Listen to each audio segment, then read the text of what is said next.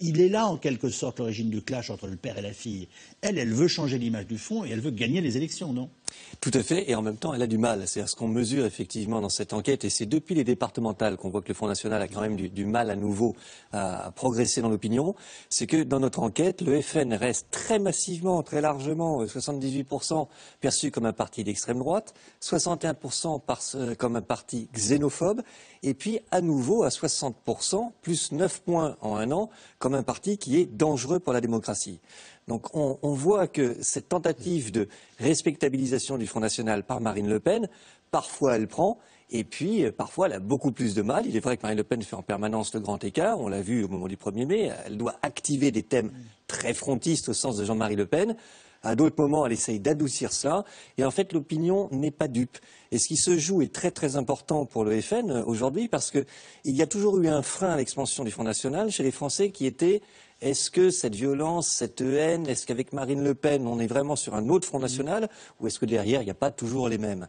Donc aujourd'hui, on a un cumul plutôt de haine et de violence intra-familiale et intra-Front National qui relance, qui réactive la dimension dangereuse et pour les Français inquiétante du FN. Demain, ça pourra peut-être être tranché différemment, mais en tous les cas, on est ça. On précise les choses parce que là, les chiffres sont assez impressionnants. Ils ne sont pas liés à l'actualité immédiate de ce qui se passe au front et dans la famille. Non, l'enquête a été... C'est une enquête de fond sur laquelle vous travaillez depuis de nombreuses semaines. Tout à fait. Alors, c'est une enquête. C'est en gros l'image du front chez... Oui, c'est une enquête qui a été réalisée il y a quelques jours, mais avant le pic de ces dernières 48 heures, par exemple, du Front National. Et on voit de toute façon que le FN a plus de mal depuis le premier tour des élections départementales. C'est vraiment là où il y a quelque chose qui a bougé dans l'opinion. Pourquoi, d'après vous? Parce que le résultat, les 25% du Front National au premier tour, ont montré aux Français qu'il y avait une expansion qui commençait à devenir inquiétante à leurs yeux. Notamment les sympathisants UMP ont modifié leur comportement, se sont rendus compte que le Front National était une puissance qui pouvait les dévorer plus qu'une puissance qui était d'une certaine façon à leur côté ou dans le même tropisme de pensée.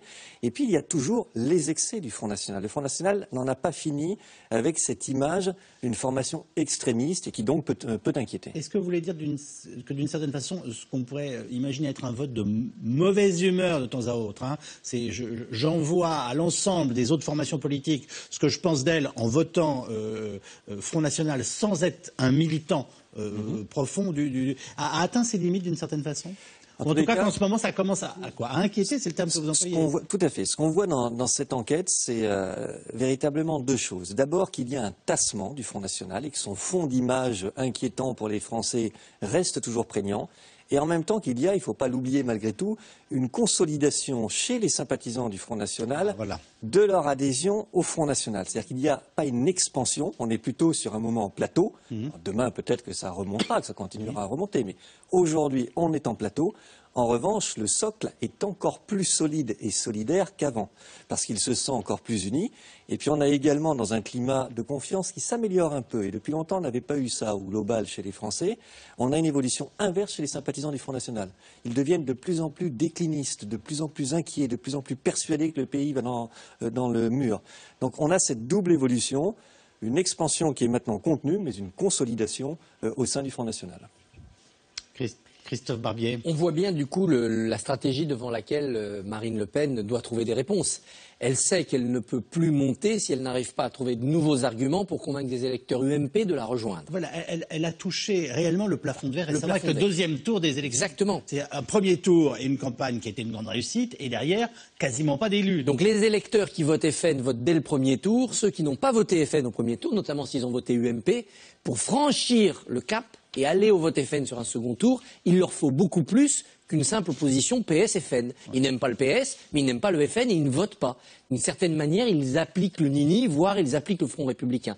Donc Marine Le Pen doit absolument, si elle veut grimper encore, gagner des régions, être capable non seulement d'arriver au second tour de la présidentielle, mais de pouvoir peut-être espérer la victoire, elle doit continuer à convaincre et à conquérir des électeurs UMP. Elle doit faire deux choses pour ça.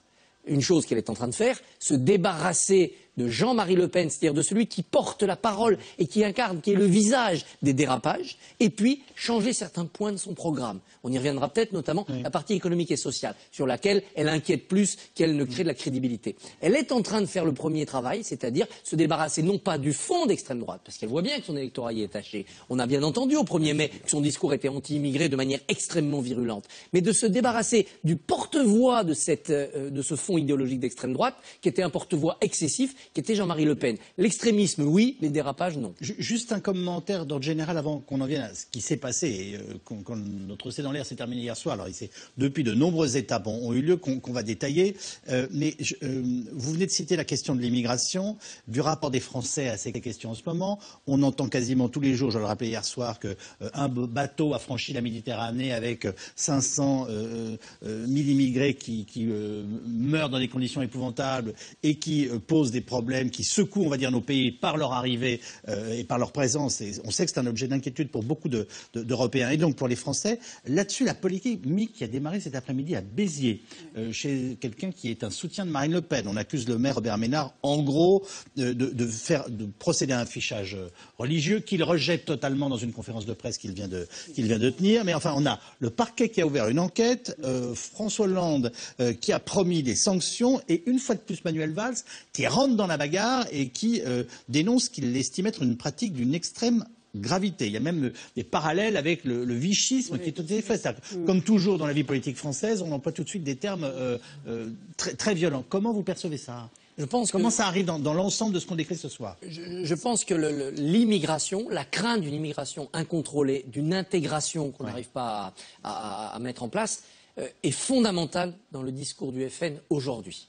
Ça prend plusieurs visages. Quand Marine Le Pen dénonce l'islamisme et cultive la crainte d'un terrorisme islamiste, ou bien quand Robert Ménard dit cet après-midi « je veux plus de demandeurs d'asile hébergés à Béziers parce qu'en fait, ils se perdent dans la nature et ça devient des clandestins », on est sur la même gamme de problématiques sur laquelle Marine Le Pen fonde l'essentiel des points qu'elle peut encore gagner pour franchir le dernier seuil qui la sépare de la victoire. C'est pas sur des solutions miracles contre le chômage, c'est pas seulement sur le sécuritaire, c'est plus sur l'anti-Bruxelles, l'anti-euro, c'est sur ce sujet-là qu'elle va essayer de miser les 2 années qui viennent. Et donc en ce moment notamment, Manuel Valls, c'est le président de la République, tous les jours, dès qu'ils le peuvent, enfoncent le clou. Bien sûr, ça, vous voyez bien qu'ils sont racistes, ils n'ont pas changé. Ça a plutôt servi Manuel Valls au premier tour des départementales. Ça n'a pas évité l'échec électoral de la gauche, mais ça a évité l'échec personnel de Manuel Valls. Ça a quelque part sauvé son siège. Hélène Pilichowski, sur ce qui s'est passé notamment aujourd'hui à Béziers. Moi, je ne suis pas sûre que ce psychodrame que l'on crée immédiatement en France à la suite d'un propos comme celui de Robert Ménard soit défavorable au Front National. Au contraire, parce qu'on parle d'affichage, on emploie tout de suite les termes qui font peur, qui font horreur, même quelque part, bien évidemment. On les fiche, c'est pourquoi faire. Qu'est-ce qu'on veut faire avec ça? C'est la question, c'est est-ce qu'on fiche les enfants musulmans à l'école? Voilà, alors tout de suite, ça paraît terrible. Mais en fait, vous savez ce qui se passe dans les écoles? Moi, je regarde dans les écoles. J'ai des petits-enfants dans les écoles primaires, dans les quartiers de Paris, qui sont des quartiers difficiles. Mais que font les institutrices, professeurs des écoles, si vous voulez? Elles ne fichent pas, mais elles font des estimations, elles s'organisent dans leurs écoles. Une directrice d'établissement qui sait qu'elle a tant et tant d'enfants qui sont effectivement, c'est pas parce qu'ils sont musulmans, c'est parce qu'ils sont issus d'un milieu difficile, parce qu'ils ont un très grand retard dans l'apprentissage de la langue, etc. Mais elles se disent, il faut que je les répartisse dans mes classes. Il y a des maîtresses qui disent très bien, vous savez, si j'en ai plus d'un tiers dans ma classe, je ne peux plus faire marcher ma classe. Mais ça, c'est pas... Je veux dire, c'est pas nocif, c'est pour faire leur bien, c'est pour essayer d'organiser les choses, pour essayer de répondre à des inquiétudes des autres parents, pour essayer de rendre les enfants plus heureux là où ils sont. C'est pas forcément pour leur nuire. C'est terrible bien en France, cette façon qu'on a d'exacerber des propos pour en faire des propos fascisants. On voit bien qu'on assiste, en tout cas, à une crispation systématique sur toutes ces questions qui ont caractère de lien avec soit l'immigration, soit les musulmans de France. Il y a tout le débat sur les cantines. Alors, n'importe quelle mère nous dira, mais écoutez, il faut bien que je sache combien j'ai d'enfants musulmans dans mes cantines, si je dois savoir combien de plats je dois servir. Enfin, voilà. Mais on sent qu'à chaque fois, j'ai envie de vous dire, ça sent mauvais, c'est utilisé, ça peut être potentiellement, mais de part et d'autre, utilisé pour le coup, très mauvaises raisons. Oui, mais il faut dire que le 1er mai... Marine Le Pen a fait un discours qui a été vraiment axé sur les fondamentaux du Front National, c'est-à-dire contre l'immigration. Elle a dit maintenant... Il faut faire... Oui, et elle a dit il faut vraiment faire maintenant comme l'Australie, et je vais parler anglais, no way, c'est-à-dire pas de migrants, fini, pas de subventions, en tous les cas on met des barrières pour qu'ils n'entrent pas, comme ça il n'y a pas de mort. Elle a dit maintenant c'est fini, il faut revoir le droit d'asile, il faut que les prêches dans les mosquées soient faites en français, il ne faut plus construire de mosquées, ce qui est d'ailleurs tout à fait en contradiction avec ce qu'elle prônait quand elle trouvait qu'il y avait trop de prières dans les rues. Mais enfin bref, et elle a surtout dit nous avons eu raison sur tout, et donc elle englobait à la fois, et dans le fond, ce qu'avait son père, ce qu'avait dit la fondation du Front National.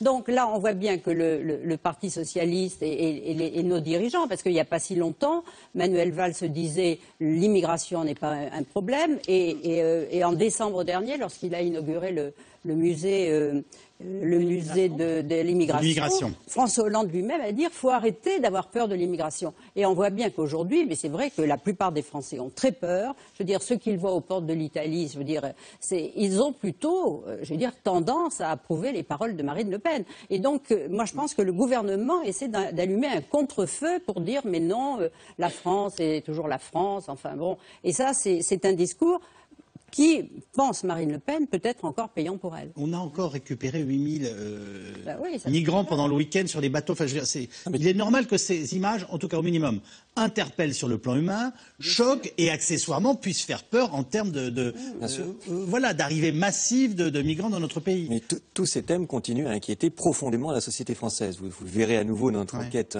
demain. Ce sont même des indicateurs qui progressent. Soit ils sont à un niveau stable, le rejet des étrangers ou la peur des étrangers, soit ils progressent. L'idée maintenant que ce terrorisme islamiste est là, qu'il y a des mouvements de migration insupportables, c'est quelque chose qui pousse. Ça, c'est la victoire du Front National aussi. Elle est parvenue à mettre au centre des préoccupations, avec une actualité, une réalité qui est là aussi, mais ces questions.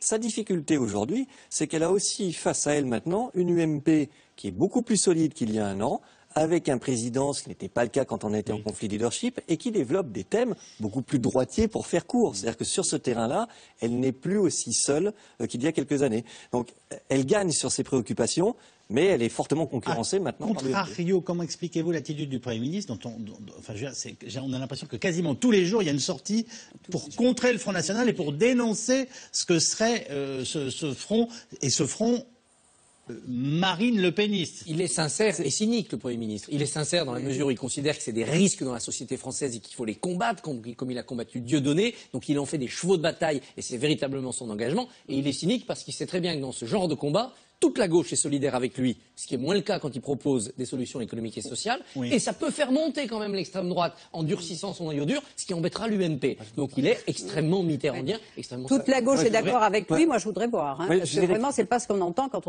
on voit des socialistes qui commencent à avoir une peur terrible de l'immigration et qui pensent que... il y a un peu de mollesse dans les droits d'asile, que ceux qui sont déboutés, ça reste en France et que c'est pas normal. Non, il y a un vrai débat.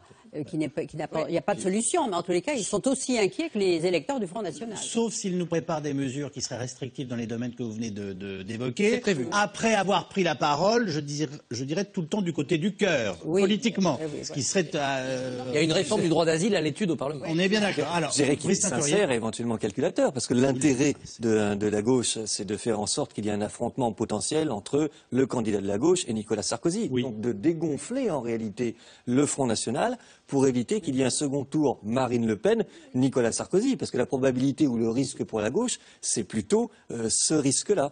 Donc l'intérêt, c'est plutôt de retrouver un affrontement binaire gauche-droite classique. On va donc revenir au feuilleton des dernières 24 heures. Les propos de Jean-Marie Le Pen sur sa fille sont à peine croyables. Félonie, répudiation, j'ai réouvert mon dictionnaire pour avoir une confirmation. Félonie, manière d'agir d'un vassal félon vis-à-vis de son seigneur, jusqu'à souhaiter l'échec de cette dernière à l'élection de 2017. Il faut dire que sa propre situation est inouïe puisque l'homme qui a créé le Front est suspendu du parti qu'il a fondé. Les militants doivent d'ailleurs voter dans 3 mois pour lui retirer ou non son statut de président d'honneur. Dans sa voiture, cet après-midi, Jean-Marie Le Pen semble le premier spectateur du psychodrame familial au Front National. François-Xavier Rigaud. C'est d'ailleurs ça qui est passionnant, c'est que tous les matins, on attend la suite. et c'est jamais la même chose. Dans le dernier épisode de la fiction politico-familiale des Le Pen, Jean-Marie Le Pen s'en prend violemment à sa fille Marine, qu'il accuse de trahison. Écoutez, je pense que c'est une félonie. Et je dois dire que j'ai honte que la présidente du Front National porte mon nom. Et je souhaiterais d'ailleurs qu'elle le perde le plus rapidement possible. Elle peut le faire soit en se mariant avec son concubin, soit peut-être avec M. Philippot ou avec quelqu'un d'autre. Mais moi, je ne souhaite pas que la présidente du Front National s'appelle Le Pen. Je ne reconnais pas de lien avec quelqu'un qui me trahit d'une manière aussi scandaleuse. Hier, le bureau exécutif du parti a décidé à la quasi-unanimité de suspendre Jean-Marie Le Pen de son statut d'adhérent du Front National. Ça a été très dur, vraiment. Ah bon, ça a été très dur ? C'était assez émouvant, c'est vrai.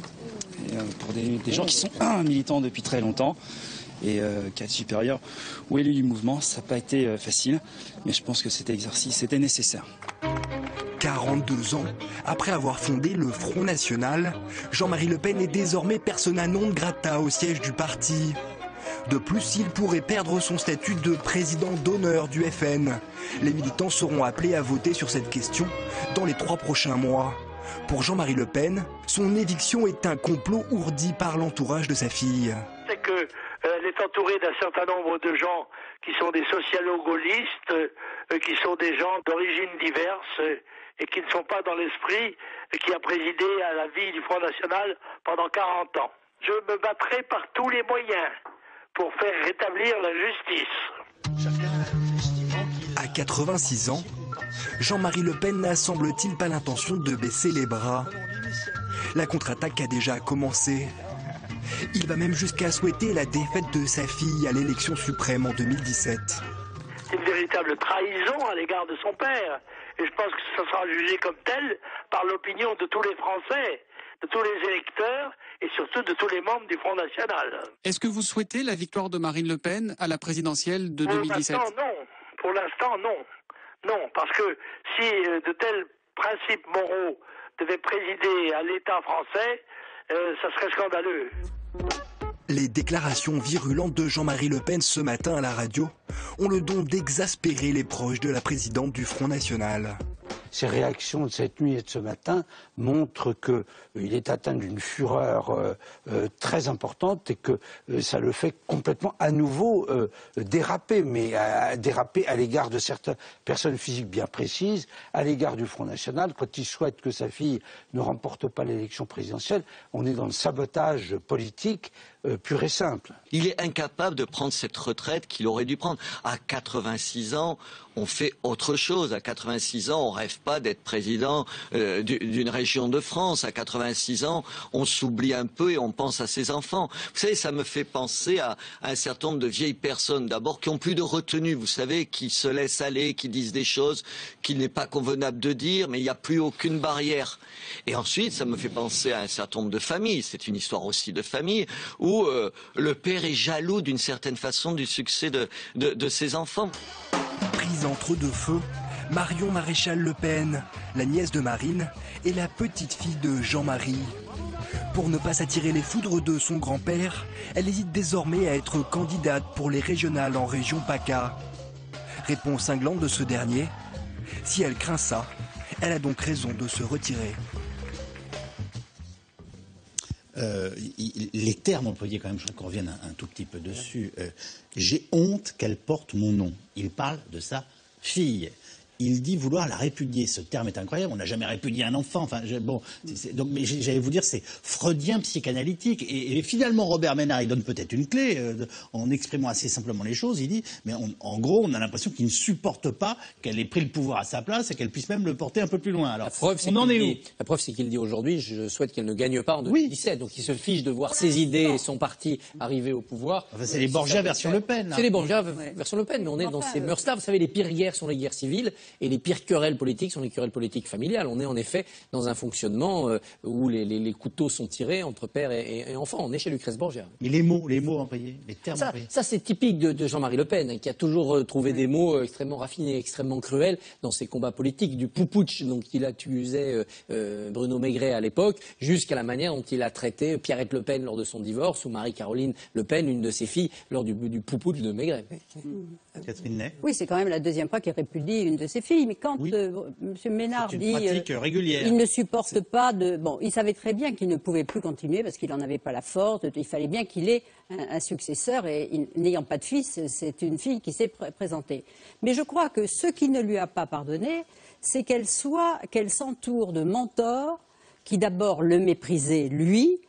D'abord, il a une horreur de Philippot. Il dit que sa fille est Philippot-dépendante. Et surtout, là, il le disait dans Rivarol, il a amené l'idéologie du chevènementiste malfaisant dans le programme politique du Front National. Et il dit c'est plus du tout ça. C'est donc ce qu'il appelle les socialo-gaullistes. Voilà, c'est ça, le chevènementiste. Oui. Bon. Et puis, il y a Gilbert Collard, qui a quand même été l'avocat de Pierrette, qui a été l'avocat qui l'a poussé à poser dans Playboy, dans des situations que même les filles ont été meurtries. Et longtemps, il avait interdit à ses filles de revoir leur mère. Je rappelle qu'elle faisait le ménage en tenue de soubrette à 4 pattes dans des photos dénudées. Voilà, c'est ça. Et donc, ça avait été une grande souffrance pour tout le monde. Et donc, il n'aime pas Gilbert Collard et il pense qu'elle est trop...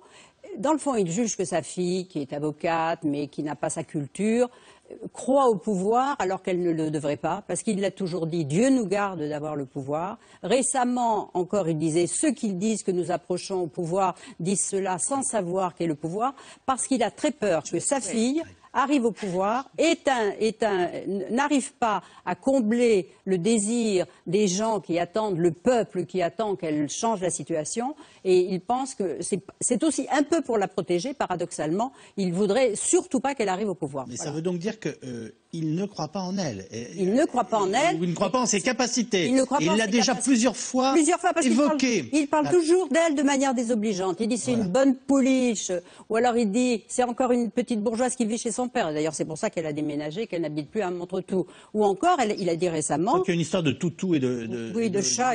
Oui, mais enfin, il n'y a pas que ça. Et puis surtout, le chien vous fait le chat. Il a dit récemment, elle a le gabarit de Merkel, ce qui était très obligeant, parce que s'il avait voulu la comparer à Merkel, il aurait dit, elle a la stature. Il a bien choisi ses mots, vous voyez. Est-ce qu'il est jaloux du succès de sa fille ? C'est ce qu'on dit, c'est ce qu'on ne cesse de dire. C'est à vous que je pose la question. C'est ce qu'on ne cesse de dire à l'heure actuelle. Mais moi, je pense quand même que quelles que soient les haines, et Dieu sait si Jean-Marie Le Pen doit en éprouver, par exemple, pour Florian Philippot, les haines en politique peuvent être extrêmement violentes. On l'a vu à l'intérieur des partis, avec des adversaires politiques, des rivaux, des trahisons, bien sûr. Mais ce qui est frappant là, c'est le degré de violence verbale qui est utilisé par Jean-Marie Le Pen, comme il l'a utilisé, parce que la félonie dont vous parliez tout à l'heure, c'était à l'encontre de Maigret. Nous avions tous découvert d'ailleurs ce mot et son usage actuel à l'occasion du congrès des maigretistes il y a quelques années. Sauf que là, il parle de sa fille. Et là, ce qui se passe, et là, moi, je trouve donc vassalisé, ce qu'on découvre quand même, c'est que la personnalité de Jean-Marie Le Pen est vraiment étrange, suspecte, perverse, parce que quand on arrive à tenir sur la place publique des propos d'une telle violence à l'égard de sa propre fille, il l'a quand même adoubée. Il y a 4 ans, quand elle a pris... Il a même dit à un moment donné, ma famille est d'une bonne race. Il était quelque part... ce qui était déjà un peu tendancieux, mais il était quand même très fier de lui passer le flambeau, très fier de voir que sa fille avait réussi ce succès, était adoubée par les militants. Ce n'est pas elle qui l'aime, c'est lui qui l'aime en elle, c'est tout. C'est lui, mais c'est quelqu'un qui a une faille profonde en lui. Vous savez, quand on parlait de ses dérapages, quand on est en face de lui, on sent qu'il y a quelque chose qui, sur le plan de la construction de sa personnalité, est étrange et suspect, à mon sens. C'est sûrement lui, effectivement, qui l'aime en elle, mais du coup, je crois que ce n'est pas de la jalousie qui explique très partiellement ce qui se passe là. Quand on dit « j'ai honte qu'elle porte mon nom c'est une formule quand même extraordinaire, qu'il n'avait pas utilisée à l'égard de Marie-Caroline Le Pen, donc c'est pas le même type de répudiation. Là, c'est le reniement. C'est l'idée qu'elle ne transmet pas. Le nom, c'est ce qui incarne la transmission de ce que vous êtes et de votre identité. Et fondamentalement, moi je crois que ce qui ne lui pardonne pas, parce qu'à un moment donné, il a été fier de ses succès. Voilà. Donc il n'était pas dans la jalousie. Oui. Ce qui ne lui pardonne pas, c'est le sentiment qu'il a de travestir ce qu'il lui avait donné en héritage. Et c'est pour ça que les attaques sont aussi très violentes vis-à-vis des socialo-gaullistes, Philippot. C'est ce virage-là. Donc il y a à la fois des liens humains, personnels, peut-être de jalousie, mais il y a aussi fondamentalement l'idée qu'elle lui prend quelque chose qu'elle déforme. Et du coup, il ne peut plus se retrouver en elle. Et du coup, il a honte qu'elle porte son nom. C'est une usurpation. Ce qu'il est en train de nous dire, c'est qu'elle est une usurpatrice. Voilà. Et vous l'avez remarqué, depuis qu'il y a la crise et qu'il a tenu des propos qui ont déplu à sa fille, qui sont les plus...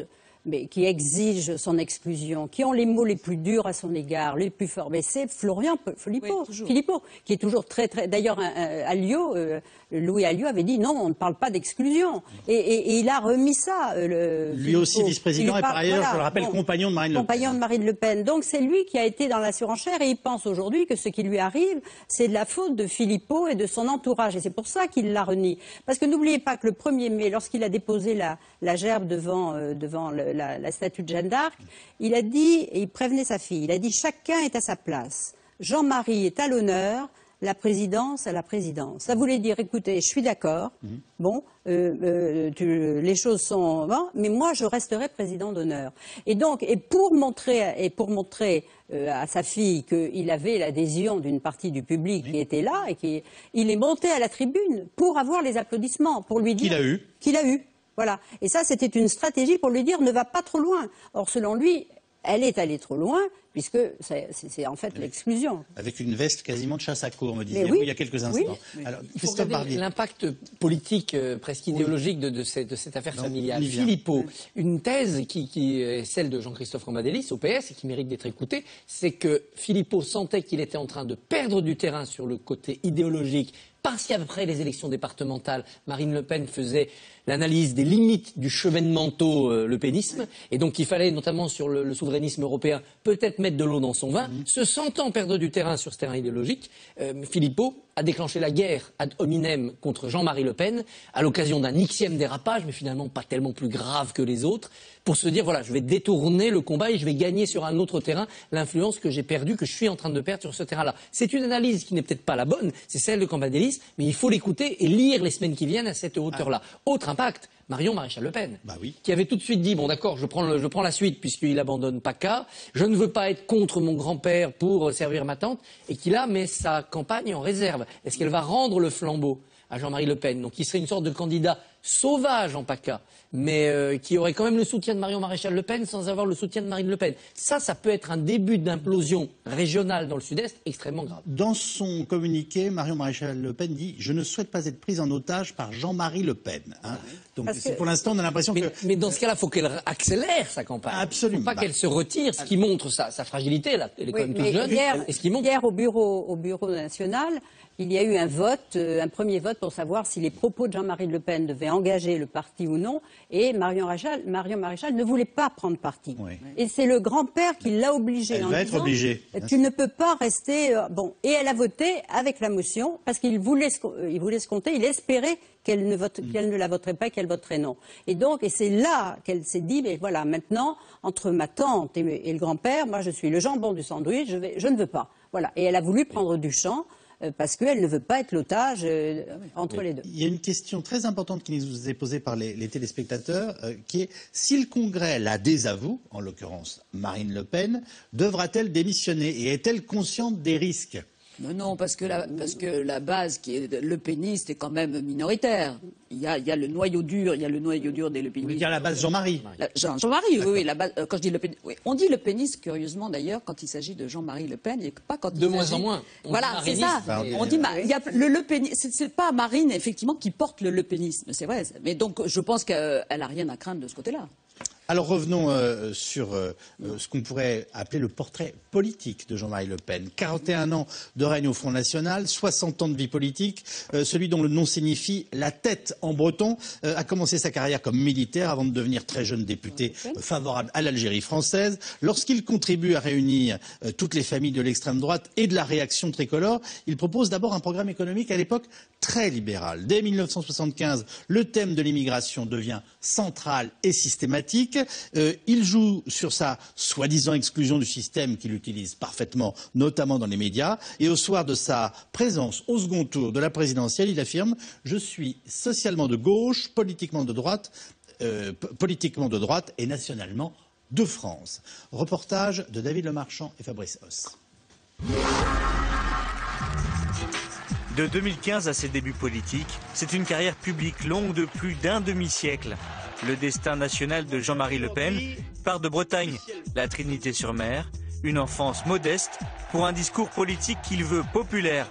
Cette légende du chef aux origines humbles, racontée par les siens. C'est un homme qui est à la fois d'un milieu extrêmement modeste. Ses grands-parents habitaient une très modeste maison, qui est toujours sa propriété d'ailleurs, où le sol était en terre battue.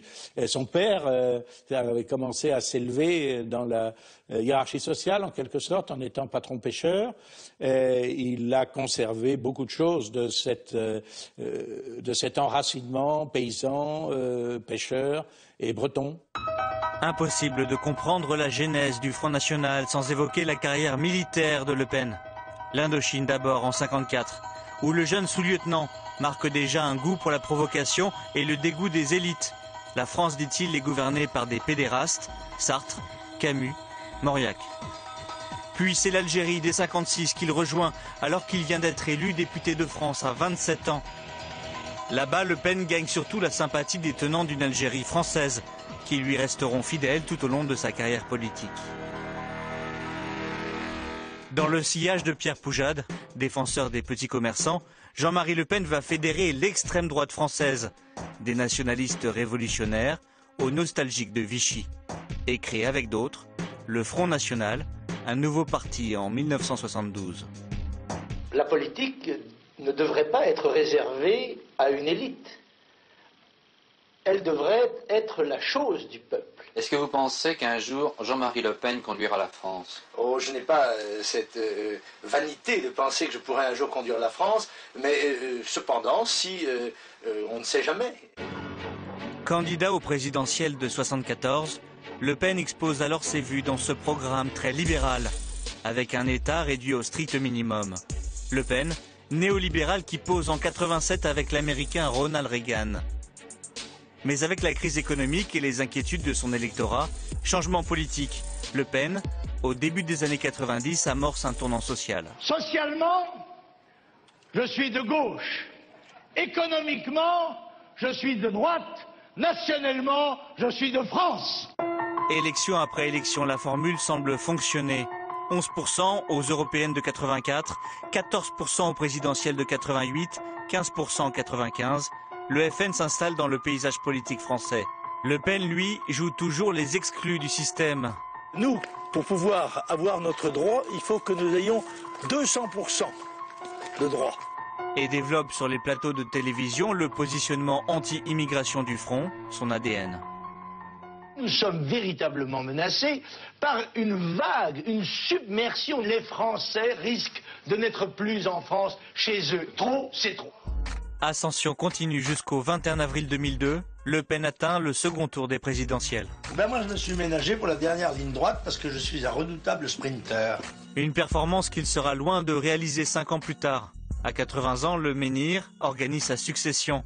Ce sera Marine, la préférence familiale, au détriment du fidèle Bruno Gollnisch. Peut-être Jean-Marie Le Pen regrette-t-il aujourd'hui son choix. Il faut lui dire que ce qui lui arrive n'est qu'un détail, nous dit un téléspectateur, une téléspectatrice, en faisant allusion à ses propos notamment sur les chambres à gaz. Qu'est-ce qu'on a à retenir de ce parcours, en fait? Est-ce qu'il y a une colonne vertébrale ou est-ce qu'on assiste à un homme qui est capable de revirements successifs? C'est quand même la colonne vertébrale de l'adversité la plus totale, de quelqu'un qui est toujours contre le système, qui se met dans tous les combats qui sont contre du poujadisme jusqu'à aujourd'hui. Il n'a jamais essayé de construire une majorité, de participer à une expérience de pouvoir. Il s'est toujours mis en marge et en obstruction, en opposition. C'est sans doute ce qu'il faisait vibrer dans la vie politique. Ça renvoie sans doute à ses convictions et ça lui a créé un handicap fondamental, c'est qu'il ne veut pas le pouvoir.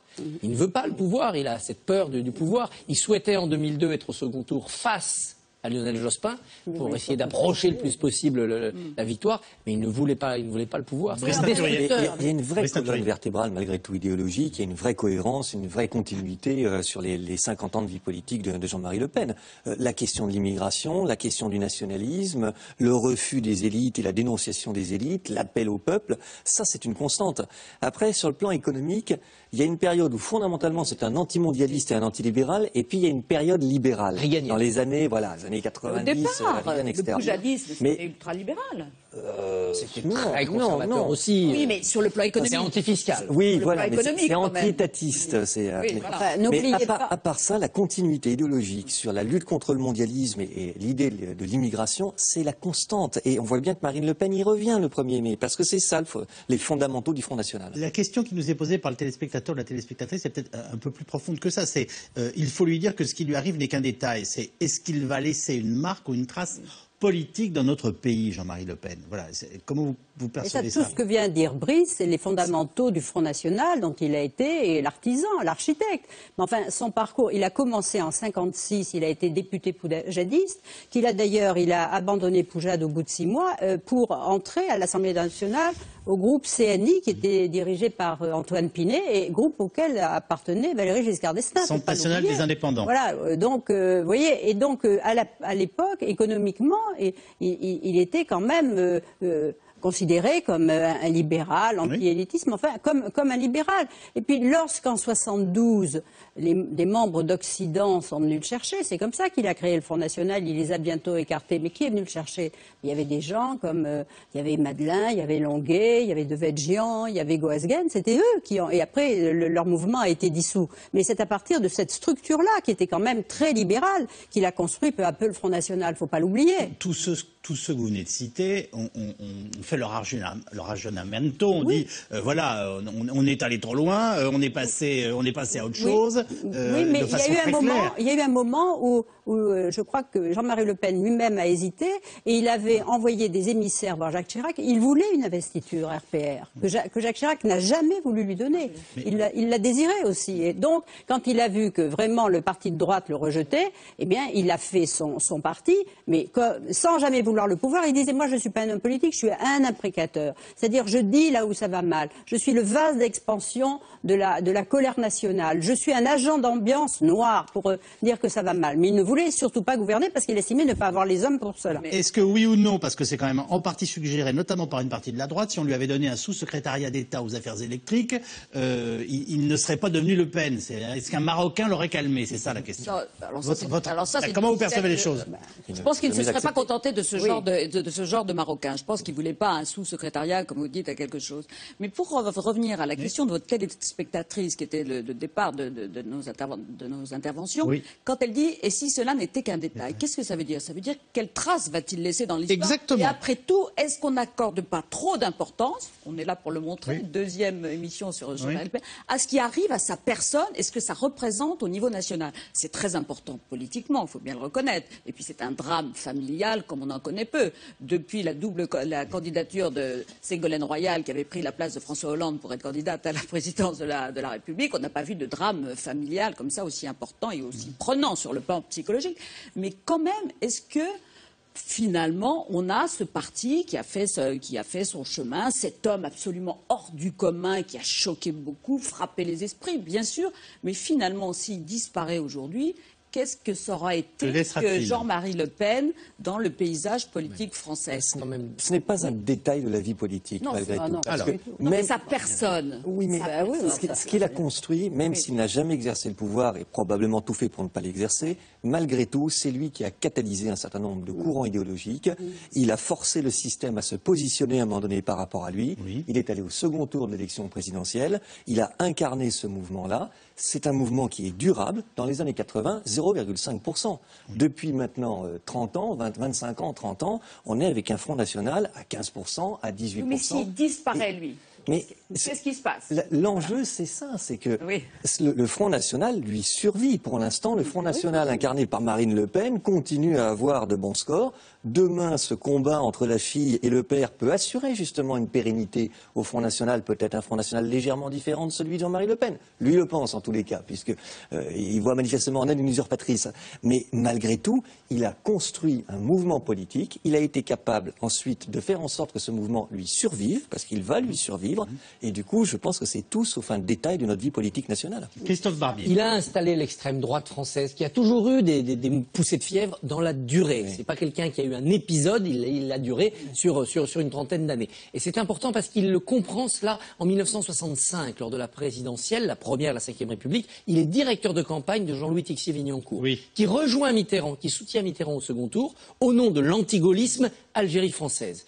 Et Le Pen comprend à ce moment-là que ces vieux combats, les royalistes, les pétainistes, l'Algérie française, ce sont des combats qui sont encore riche d'électeurs, mais qui ne porte pas une idéologie qui a de l'avenir. Et quand il revient de son tour du monde et de son aventure dans l'édition phonographique, il crée ce parti sur le pari anti-immigration, anti-immigrationniste. Et il y a chez lui cette visibilité du combat contre l'immigration qui va croître avec la crise économique et de manière sous-jacente un antisémitisme patent que les dérapages montreront de manière récurrente et dont Marine Le Pen essaye aujourd'hui de débarrasser son parti. Mais il a cette double couche, celle qu'il assume et celle qu'il cache et qu'il n'assume pas. C'est ça qui va lui donner cette durée-là. Dans vos propos, j'entends, mais là aussi peut-être que j'exagère, il est réellement antisémite et en revanche il joue avec l'immigration et avec le racisme. Je pense qu'il a construit sur l'anti-immigration son parcours politique et les succès électoraux de son parti. Il ne les a pas du tout construits sur l'antisémitisme, mais que dans son parcours personnel et dans ses références idéologiques personnelles et dans le lien secret, de société secrète qu'il peut entretenir avec le petit club des fondateurs, les anciens, les vieux de la vieille garde, il y a l'antisémitisme qui joue un rôle important. L'antisémitisme, effectivement, est quelque chose de très profondément enraciné et de très important, mais la question de l'immigration aussi. Dans les années 80, il y a quelqu'un comme Pierre-Marie Guastavino, qui est quelqu'un qui a théorisé aux origines du Front National. Il avait écrit un petit opuscule qui s'appelait « Immigration, les trois vagues ». Et c'est quelque chose de très profond pour cette extrême droite. L'idée que la nation est en train de se dissoudre, qu'on est submergé par des vagues d'immigration, que la mondialisation, le mondialisme, comme disait Jean-Marie Le Pen, c'est ça la plaie, le danger de l'époque. Le grand remplacement aujourd'hui. Tout à fait. C'est très profondément ancré. C'est une réelle conviction. C'est ce qui nourrit toute son action politique. Donc il y a le rameau de l'antisémitisme, et c'est là où Marine Le Pen est peut-être un peu différente. Et sur le rameau de l'immigration, il y a une filiation absolue entre les deux. Marine Le Pen est différente parce qu'à immigration, elle ajoute la composante essentielle de l'islam et que donc, étant dans un combat contre l'islamisme ou contre l'islamisation de notre société, elle doit absolument avoir avec elle le soutien de la communauté juive, donc être irréprochable, pour reprendre le mot qu'on a reproché à Roger Kuckerman, sur le dossier de l'antisémitisme. Et donc là, elle a fait passer un cap stratégique à son parti.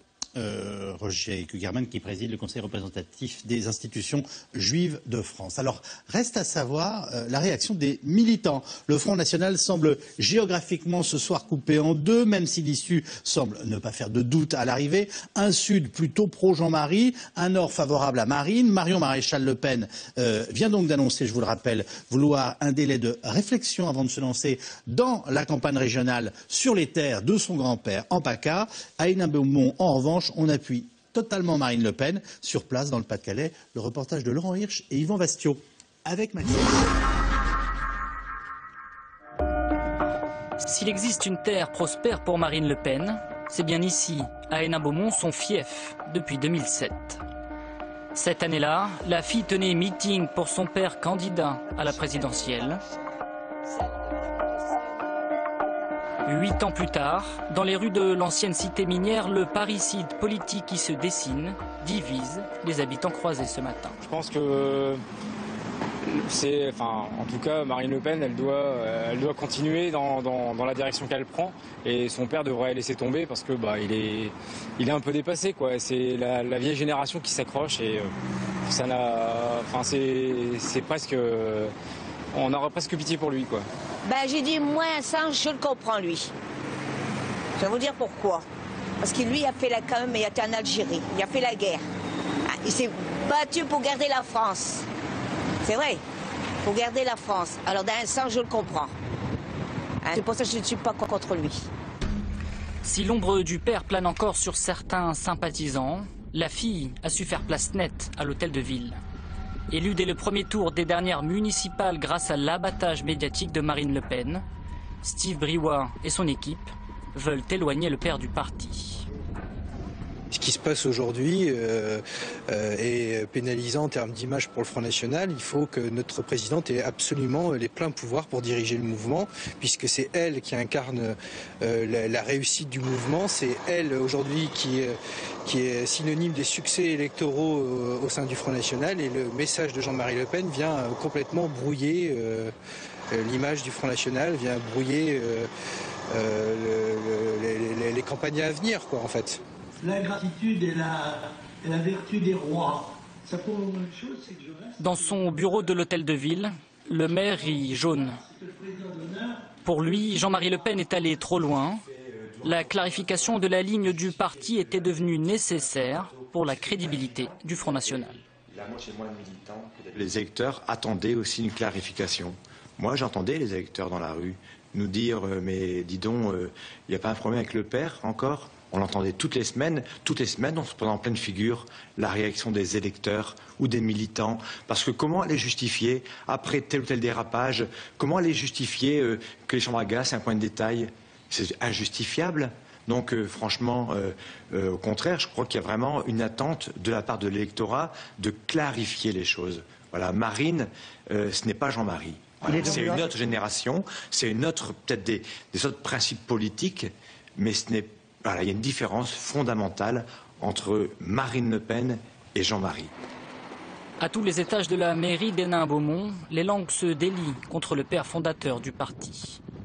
La jeune garde fait corps autour de Marine et enterre le patriarche sans sourciller. C'est évidemment très difficile pour un jeune cadre et un jeune élu de prononcer ces paroles, parce qu'on doit avoir une certaine modestie, une certaine réserve face au président d'honneur et président fondateur du Front National. Mais voilà, je pense qu'au bout d'un moment, si on veut être productif et surtout être le plus près possible pour les régionales et pour 2017, on ne peut pas se permettre le moindre faux pas. La question du faux pas, c'est aussi celle qui se pose à Marine Le Pen. Doit-elle se présenter ici pour les prochaines régionales ou sautera-t-elle cette étape pour aller directement à la présidentielle? Réponse imminente. Quand on écoute Steve Briouat, on a l'impression qu'il est tout à fait sincère dans sa démonstration où il nous dit « Marine, ça n'est pas Jean-Marie, elle n'est pas antisémite, les chambres à gaz ne sont pas un point de détail de l'histoire de France ». En même temps, on est assez souvent surpris par la rhétorique des jeunes cadres du parti qui nous disent, en gros, on ne peut plus tenir de tels propos si on veut aller à la présidentielle. Et alors on se dit, voilà, où est la réalité de leurs convictions par rapport à ces questions-là, dont vous nous avez dit en début d'émission que très clairement, elles font partie aujourd'hui des problèmes qui sont posés au Front National pour les Français. Sur la question de l'antisémitisme, il y a peut-être une évolution réelle chez Marine Le Pen et chez une partie de cette génération. Après, ce qu'ils ont parfaitement intégré et compris, c'est que, partageant ou pas ces positions, elles sont un obstacle à leur expansion. Et c'est ça la vraie ligne de fracture qui joue aujourd'hui. Ils pensent qu'il faut s'affranchir du père et de cette partie-là, on va dire, de l'héritage. Il faut effacer Jean-Marie. Tout à fait. Tout simplement. Et dans l'enquête là qu'on publie, on a quand même malgré tout 31% de Français qui nous disent que le Front National est un parti capable de gouverner le pays. Donc ce n'est pas rien, il y a toujours ce socle qui est important. Ils sont à la recherche du coup des scories, entre guillemets, qui les empêchent d'aller un cran au-dessus, parce que ce cran-là, il sera absolument déterminant. Et peut-être qu'ils y parviendront à l'issue de cette crise, effectivement, en respectabilisant un peu plus le Front National. Que pensent les électeurs du Front National de tout cela, nous demandent un téléspectateur? Et c'est une vraie question. Comment vous percevez les choses, vous? C'est pas encore. Je pense que les électeurs du Front National, d'abord, comprennent bien que c'est quelque chose qui est nuisible à l'image du Front National en ce moment, et que du coup, ça crée un réflexe où ils se soudent, où ils se solidifient face à l'adversité. Et puis après, il peut y avoir malgré tout des tensions internes aussi entre ceux qui adhèrent un peu plus au père qu'à Marine Le Pen. La question sous-jacente, c'est combien d'électeurs vont abandonner le vote FN par solidarité avec Jean-Marie Le Pen? Je votais FN pour Jean-Marie Le Pen, il est plus là, je vote plus FN. Est-ce que c'est très très peu? Moi, je pense que c'est très peu. Je pense que la capacité de nuisance verbale de Jean-Marie Le Pen est énorme, que sa capacité de nuisance politique est proche de zéro. Il peut pas créer un parti, il n'a pas de finances, il a plus l'âge, il va pas présenter des candidats dissidents Il a emprunté 2 millions d'euros à une banque chypriote. Voilà, il a lui-même des soucis, peut-être de l'argent en Suisse, etc. Donc, il ne sera pas en état de mener un combat politique dans la durée pour arracher à Marine Le Pen les centaines de milliers de votes ou les millions de votes qui l'empêcheraient de continuer son parcours. Donc je pense que, au-delà de la rupture affective qui peut amener des électeurs FN à protester contre leur présidente, il n'y aura pas de conséquences électorales. On le verra très bien, on le verra en région PACA. Emmanuel Valls est si vindicatif aujourd'hui à l'égard du Front National. Ils veulent tous démontrer que c'est exactement la même chose et qu'il n'y aura pas justement cette dédiabolisation et ce caractère présentable maintenant et purifié des idées raciales, racistes qu'avait le Front National et que portait Jean-Marie Le Pen et qu'elle ne portait plus. Seulement elle est l'héritière. Quand elle a hérité du Front National, elle a pris les idées, elle a pris les fondamentaux du parti. Il faut qu'elle démontre maintenant qu'elle n'y adhère plus, même si elle, personnellement, elle n'a jamais eu ces dérapages, surtout ces dérapages antisémites que multipliait son père. Jamais, ça on ne peut pas le lui reprocher, effectivement. Elle demeure fondamentalement anti-immigration et avec beaucoup de violence, comme elle l'a montré le 1er mai. Mais justement, le Front National devient dangereux si précisément il se débarrasse du père et de toutes ses scories, de tous ses excès et de tous ses dérapages, bien évidemment. Et donc je pense qu'il devient un danger, un danger politique si la fille arrive à démontrer même qu'elle ne lui ressemble pas génétiquement. Parce qu'on retrouve quand même dans ses intonations, dans son langage à elle, regardez ce qu'elle a employé comme expression pour parler des Femen, c'est un peu excessif dans la bouche d'une femme politique. Bon, elle a parlé de harpie, obscène, etc. Bon, elle a quand même un discours, dit, ah bah tiens, c'est la même, elle parle comme son père, c'est le réflexe qu'on peut avoir. Donc elle aura du mal à montrer aussi qu'elle est différente, qu'elle n'est pas sa fille génétiquement. Parce qu'elle a bien J'ai connu plus violent que parler de harpie obscène. Hein, moi. Oui, c'est déjà pas mal dans sa discours. Sur l'antisémitisme, on peut lui reprocher, évidemment, elle n'est pas antisémite, bien sûr qu'elle a dit que la Shoah avait été une monstruosité, mais elle disait que la dernière fois que son père avait parlé de Fournet, elle avait dit c'est une faute politique. Elle n'avait pas dit c'est une faute morale. Elle avait renoncé à le dire. Alors déjà, elle avait voulu l'exclure. Elle l'avait déjà exclu du blog du Front National où il n'avait plus le droit de s'exprimer sur le blog. Mais il faut voir pourquoi. C'était souvent assez carabiné. Hein, oui. Mais il faut voir que Jean-Marie Le Pen, à chaque fois que sa fille a gagné et pourrait gagner encore plus. Là, c'était en printemps dernier, après les européennes. Pourquoi est-ce qu'il sort la Fournet? C'est au moment où, à l'Assemblée européenne, elle essaie de faire un groupe. Et là, c'est assez compliqué, puisqu'il faut des députés de 17 nationalités, ce qui est très compliqué. Oui. Et elle n'y est pas arrivée, parce qu'aussitôt après le mot Fournet, évidemment, tout le monde a enchaîné sur l'antisémitisme de Jean-Marie Le Pen. Et donc, elle n'a pas pu trouver.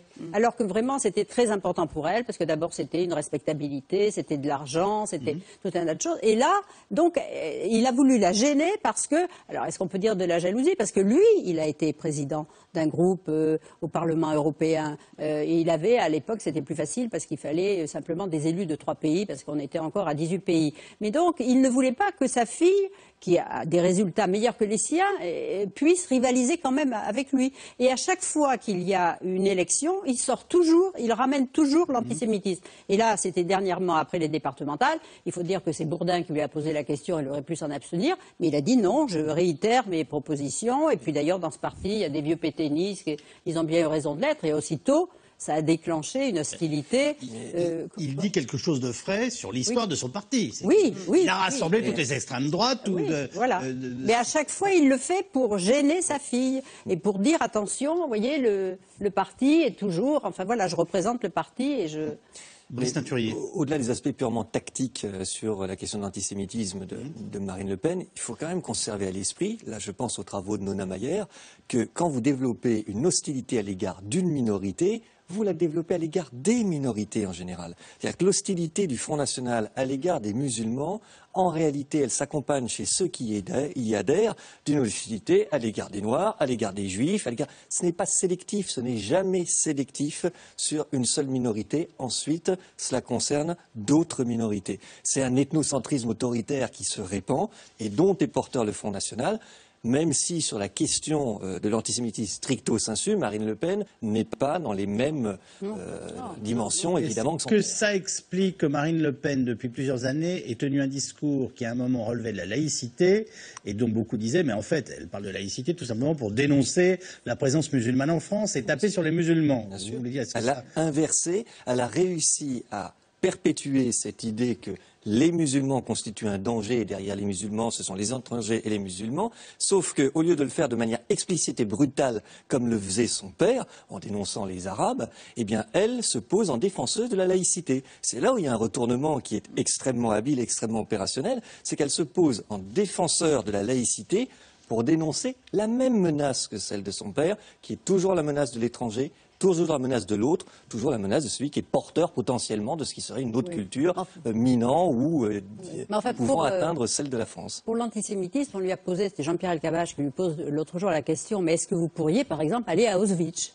Et là, elle a eu du mal à répondre. Et dans le fond, c'est vrai, ça aurait été le geste symbolique fort qui aurait évidemment lavé tout soupçon, et elle n'y est jamais été. Elle a dit non, mais quand j'étais... En même temps, c'est artificiel parce que vous la mettez dans une situation de contrainte auquel elle n'est pas obligée de répondre. Je ne sais pas s'il a eu raison de poser la question. Oui, mais pourquoi pas? Mais pourquoi Non, parce que vous lui imposer d'aller faire cette visite pour elle n'est pas obligée de donner son certificat de non-antisémitisme à Jean-Pierre Elkabbach. On a l'impression que il a la somme d'aller à Auschwitz.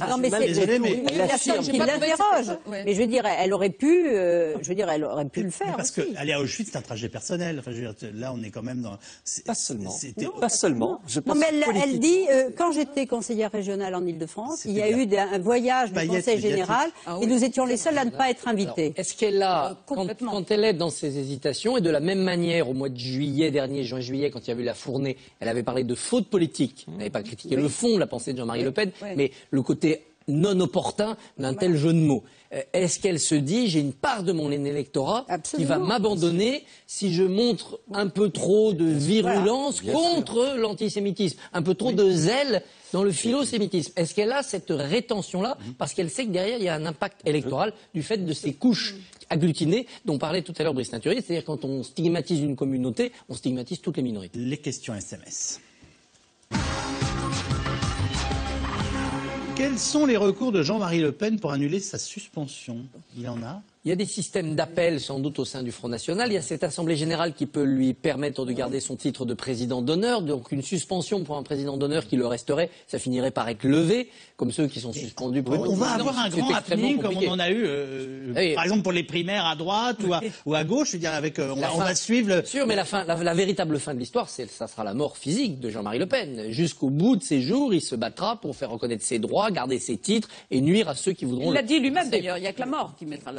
Notons qu'il a été affaibli physiquement de manière assez visible par son dernier incident cardiaque, puisque dans le défilé du 1er mai, il avait du mal à se mouvoir, il devait s'appuyer sur des gens. Il y a le moment vitupérant et militaire de son irruption à la tribune, où il serre les mâchoires, il serre les poings, mais sinon, c'est pas quelqu'un qui a donné l'impression d'être flambant. Hein. Et il n'a pas le... Nietzsche a commencé à développer une argumentation juridique sur ce thème en disant qu'au nom du parallélisme des formes, il faudrait un deuxième congrès qui, à ce moment-là, permettrait d'invalider ou pas Jean-Marie Le Pen. Donc on voit bien qu'il y a la tentation d'une argumentation juridique. Mais je suis d'accord, c'est sur le terrain politique que ça jouera. Et moi, je crois que c'est Marion Maréchal Le Pen, en fait, qui aura le rôle décisif. Mais bien sûr, le coup de grâce, il viendra de là. Si elle est candidate, et je crois qu'elle le sera, si elle est candidate, eh bien, c'est ça qui mettra définitivement fin à la carrière politique de Jean-Marie Le Pen. Jean-Marie Le Pen veut-il et peut-il vraiment être un handicap pour sa fille? Peut-il la salir et ne plus, entre guillemets, rouler pour elle? On est dedans, là, non? Oui. Il ne roule plus pour elle, c'est évident, il l'a dit. Il peut la salir par des mots comme il a utilisé. Y a-t-il des secrets de famille? Peut-il faire sortir un compte en Suisse, comme on lui en a prêté à lui? Peut-il faire sortir des secrets politiques qui pourraient gêner Marine Le Pen? Bon, s'il ne l'a pas déjà fait, c'est qu'il a été très distrait. On ne sait pas si le pouvoir de nuisance de Jean-Marie Le Pen à l'égard de sa fille peut être durable. C'est-à-dire que là, on est en plein dans l'action, on est en plein dans le drame, si vous voulez, mais est-ce qu'il va renouveler, est-ce qu'il va s'apaiser pendant quelques semaines, puis revenir à un moment opportun, comme il le fait? Le genre du monsieur n'est pas de s'apaiser quand même. Donc on peut non, mais le débat ne peut pas prendre tout le temps. Peut-être, mais on a le sentiment quand même qu'il peut, pardonnez-moi l'expression, lui pourrir la vie jusqu'au bout, donc de manière récurrente. Alors est-ce que ça aura un impact fort? Est-ce que ça affaiblira Marine Le Pen? Pas sûr du tout, parce qu'au contraire, contraire, ça accréditera l'idée qu'il y a une Marine Le Pen beaucoup plus respectable. Le parti ne devrait-il pas changer de nom? Si on est dans la logique La question s'est posée, Rassemblement Bleu Marine, est-ce qu'il ne fallait pas changer de nom? C'est très compliqué quand même de changer de nom. L'UMP est en train de l'expérimenter assez. Et les militants FN sont très attachés à leur... Et puis vu le combat politique qui est embrassé, la ligne dure qui est embrassée par Marine Le Pen maintenant, Front et National, c'est quand même des mots qui... Contrairement à ce qu'on raconte, on ne gagne jamais les élections avec les militants. Ils sont bien pour coller les affiches et payer leurs cotisations. Excusez-moi d'être un peu brutal, ça s'applique à tous les partis. Mais après, ce sont les Français qui décident. Oui, mais c'est toujours moins rude dans l'expression du bulletin de vote que ça ne l'est dans le fonds de commerce des militants. Oui, mais c'est une vraie marque, le Front National. Ah oui. On ne crée pas quand même une marque comme ça ex nihilo. À un moment donné, elle aura à gérer ce problème de qu'est-ce qu'elle garde de l'héritage, puis qu'est-ce qu'elle fait pour justement élargir la base. Mais ce serait un pari risqué du jour au lendemain, là, de dire maintenant Rassemblement Bleu Marine et on coupe l'identité. Là, il a dit qu'il pourrait faire sortir des choses et dire des choses sur le vrai nombre des militants, par exemple. Parce que moi, j'avais été étonnée qu'un parti qui se dise premier parti de France, Marine Le Pen a été élue avec 95 ou 98% des voix, il y avait seulement 24 000 votants. Ouais. Donc si vous avez 24 000 votants en ayant 98%, ça veut dire qu'il n'y en a pas 300 000, vous voyez, ou qu'il n'y en a pas 150 000. Et donc là, il l'a dit, là j'ai vu dans une dépêche qu'il disait je pourrais dire des choses sur le réel poids des... Voilà, donc peut-être qu'il va essayer de montrer, voilà. Le FN est-il en train de se normaliser en apparence pour prendre une place dans le paysage politique français sans inquiéter? C'est exactement la question qu'on se posait au début de l'émission et à laquelle vous répondez avec votre enquête. Je pense qu'effectivement, et c'est tout à fait pertinent comme question, c'est la stratégie de Marine Le Pen, incontestablement, et elle fonctionne partiellement. Elle fonctionne parce qu'il se consolide, partiellement parce que, malgré tout, il est toujours perçu comme un parti... Sur les 5 dernières années, c'est un succès. Ça a été un succès. Indéniable. Tout à fait. Il y a un cap qui a été franchi en ce moment, c'est-à-dire qu'elle ne critique plus le système, elle voudrait presque appartenir à ce système de manière à pouvoir composer des majorités, gérer le pays. Quand elle va aux États-Unis recevoir les honneurs d'un journal américain qu'il y a quelques années, elle aurait traîné dans la boue comme étant la représentation de l'establishment mondialiste. Et ça montre qu'elle veut vraiment s'intégrer à la bonne société. Et d'ailleurs, elle a dit à Newsweek, les Le Pen, ce sont les Kennedy français. Elle a dit ça à Newsweek? Oui, elle a dit ça. Alors là, évidemment... C'est beau. Et on est à Dallas, là. Oui, on est à Dallas. Petite perte de lucidité. Alors, c'est l'UMP qui se frotte les mains, nous dit un téléspectateur ou une téléspectatrice. Les déçus du FN ne vont-ils pas revenir à la maison en bon, entre guillemets, républicain? C'est des vases communicants. Moi, je ne crois pas ça. Je pense qu'en revanche, l'expansion que faisait le FN au détriment de l'UMP, en pompant l'UMP, ça peut se stabiliser. De là à dire que le FN régresserait, qu'on aurait un retour au bercail au profit de l'UMP, c'est quand même peut-être aller vite en besogne. Bon, on n'est pas obligé de le prendre au pied de la lettre, mais on a un téléspectateur ou une téléspectatrice qui nous dit après le départ du père, je m'inscris au Front National. Voilà. Il y a cet aspect quand même. Là, c'est respectable. Il n'y aura plus de dérapage au sommet. C'est un vrai frein quand on travaillait sur les résistants au vote Front National. Un des freins qui apparaissait, c'était le père quand même. Est-ce que derrière Marine Le Pen, il n'y a pas encore tout ça? Le jour où les propos et les idées de Jean-Marie Le Pen depuis 40 ans, c'est hallucinant. Tout à fait. Donc c'est un verrou possible qui a d'autres accusations, la torture en Algérie, il y a eu beaucoup de poids dans la charrette. Il n'y a plus de honte à voter Front National. Pourquoi Jean-Marie Le Pen est-il antisémite? Nous demande un téléspectateur. C'est extrêmement difficile à déterminer puisqu'il le nie lui-même et qu'il a envoyé au tribunal ceux qu'il affirmait, où il a perdu d'ailleurs régulièrement. Mais quand on est dans ce genre de calembour, fourné du rafour crématoire ou d'affirmations telles que les chambres sont des détails de l'histoire, c'est une constatation objective. Maintenant, est-ce qu'il y a une psychanalyse de bazar à faire pour aller fouiller dans le passé de Jean-Marie Le Pen? Ça peut amuser certains, mais c'est une constatation. Il a mis dans sa besace politique électorale ces dérapages parce que c'était, sa nature, pensait-il, son intérêt. Oui, mais il est aussi dans tous les préjugés anti-juifs fondamentaux, sur le cosmopolitisme, sur les juifs comme étant l'anti-France. Il est dans un fond, alors là, pour le coup, de tradition d'extrême droite, qui reprend tous ces vieux préjugés sur complotistes également. Sur les Juifs. Et alors, ce qui est très choquant en lui, c'est qu'il se complaît dans la persécution des Juifs. Et il en parle souvent, il en parle par rapport à la Shoah, toujours parce que ce qui s'est passé pendant la Deuxième Guerre mondiale. Et ça, c'est très frappant quand on le voit. plus que de l'antisémitisme banal, comme on reprocherait, comme certains peuvent reprocher aux Juifs de gagner de l'argent, des choses comme ça. C'est pas tellement ça. Lui, ce qu'il aime là-dedans, c'est la souffrance des Juifs et de montrer qu'ils ont été persécutés et que lui, ça lui plaît qu'ils aient été persécutés. Il y a quelque chose de très troublant aussi dans son Mais en fait, quand il a fait sa sortie sur le détail de l'histoire, c'était à RTL. Et d'ailleurs, quand il est sorti, il a dit tout de suite à Laurent de Saint-Affrique qu'il accompagnait Là j'ai dérapé.